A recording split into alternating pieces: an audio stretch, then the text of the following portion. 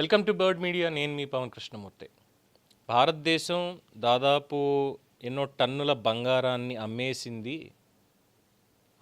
తాకట్టు కూడా కాదు, అమ్మేసింది అని చెప్పి ఒక వార్తను చాలా గట్టిగా హైలైట్ చేశారు. ఇంకేముంది, ప్రధాని మోడీ అమ్మేశాడు అని.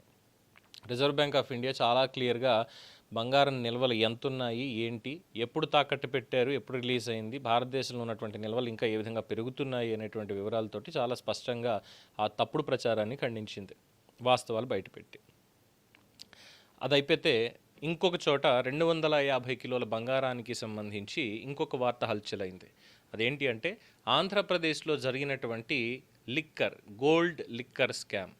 అదేంటి, మొన్నటిదాకా లిక్కర్ స్కామ్ ఏమైనా, ఇప్పుడు గోల్డ్ ఎక్కడి నుంచి వచ్చింది, దీంట్లో బంగారం కూడా స్కామ్ ఏమైనా చేశారా అంటే లేదు. ఇక్కడ బంగారంగా లిక్కర్ స్కామ్ చేశారు. లిక్కర్ స్కామ్ రెండు రకాలుగా జరిగింది. ఒకటి కల్తీ లిక్కర్, రెండు అసలు క్యాష్ తోటి మాత్రమే, అంటే డిజిటల్ పేమెంట్స్ అనేవి లేకుండా క్యాష్తో మాత్రమే అమ్మడం, ఇది జరిగింది. దీంట్లో ఈ డిస్టిలరీస్కి కానీ లేదంటే ఈ ముడుపులు, వాటాలు, ఇతర వివరాలు, అందులో ఉన్నటువంటి బోగస్ కంపెనీలు, ఇవన్నీ కూడా పాలు పంచుకొని దాంట్లో వాళ్ళకి కావాల్సినటువంటి వాటాలకి ఏ విధంగా ఇవ్వాలి ఏంటి అనేది చూస్తే బంగారాన్ని పెద్ద ఎత్తున దీంట్లో మార్చారు. ఈ లిక్కర్ సొమ్ముతో బంగారాన్ని కొని ఆ బంగారాన్ని ఓ ప్యాలెస్కి పంపించారు. ఇప్పుడు ఆ ప్యాలెస్కే ఈడీ నోటీసులు రాబోతున్నాయి విచారణకి. ఏపీ లిక్కర్ స్కామ్లో మొన్నే విజయసాయి రెడ్డిని అలాగే ఇతరత్ర ఉన్నటువంటి నిందితుల్ని మళ్ళీ విచారించారు. విచారించిన తర్వాత విజయసాయి రెడ్డి ఇచ్చినటువంటి వాంగ్మూలాలు, రహస్య సమాచారాలు, వీటన్నిటిని చూసుకొని రాజకేశ్రెడ్డి దగ్గర నుంచి మిగతా వాళ్ళందరూ కూడా ఎవరున్నారు ఏంటని చెక్ చేసుకుని అంతిమ లబ్ధిదారు, the big boss of Andhra Pradesh liquor scam, ఆ లిక్కర్ స్కామ్ బిగ్ బాస్ ఎవరైతే ఉన్నారో ఆయన దగ్గరికి ఇప్పుడు ఈడీ చేరబోతోంది. ఆయనకే విచారణకు రావాలి అంటూ సమన్లు జారీ చేయబోతోంది అనేది తెలుస్తున్నటువంటి సమాచారం. ఆ ప్యాలెస్ తాడేపల్లి ప్యాలెస్, ఆ big boss YS Jaganmohan Reddy ముఖ్యమంత్రిగా ఉండగా ఆయనకే చివరికి అంతిమంగా లబ్ధిదారు మొత్తం 1000 కోట్ల రూపాయలు. చివరెడ్డి 8.5 కోట్ల రూపాయలకి ఏ విధంగా అయితే పిచ్చి నాటకం ఆడిస్తున్నాడో ప్రద్యుమ్న అనేటువంటి పిఏ తోటి చూస్తూనే ఉన్నాం. అలాగే రాజకేశ్రెడ్డి కావచ్చు, చివరెడ్డి అనుచరులు కావచ్చు, ఇంకా ఎవరెవరైతే ఉన్నారో వాళ్ళకి సంబంధించి ఇవన్నీ కూడా చివరాఖరికి అంతిమంగా తేలింది. అంతిమ లబ్ధిదారు at the same time the కీలక సూత్రధారి ఎవరు అంటే వైఎస్ జగన్మోహన్ రెడ్డి. ఆయనకి తెలియకుండా, ఆయన అనుమతి లేకుండా ఏది జరగదు అన్నటువంటి పాయింట్ అందరికీ తెలిసింది. అండ్ అఫ్ కోర్స్ పక్కన సజ్జల రామకృష్ణారెడ్డి కూడా ఉంటాడు అనుకోండి, ఆయన పేరు బయటకు వస్తుంది ఎలాగో మొత్తం ఇందులో ఉన్నటువంటిది.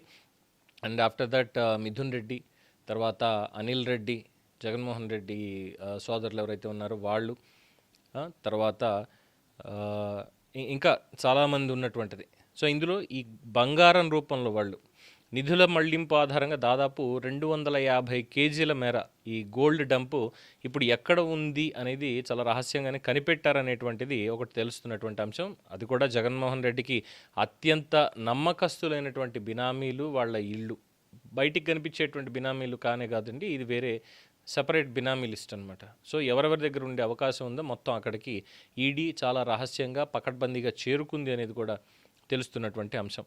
అలాగే హైదరాబాదు, బెంగళూరు ఈ శివార్లలో ఆల్రెడీ హైదరాబాద్ డెన్ గురించి తెలిసిందే. మొత్తం తిరుపతి నుంచి ఇక్కడ వరకు, తాడేపల్లి నుంచి ఇక్కడ వరకు ఎన్ని డెన్స్ పెట్టారు, ఏ విధంగా చేశారు అనేటువంటిది.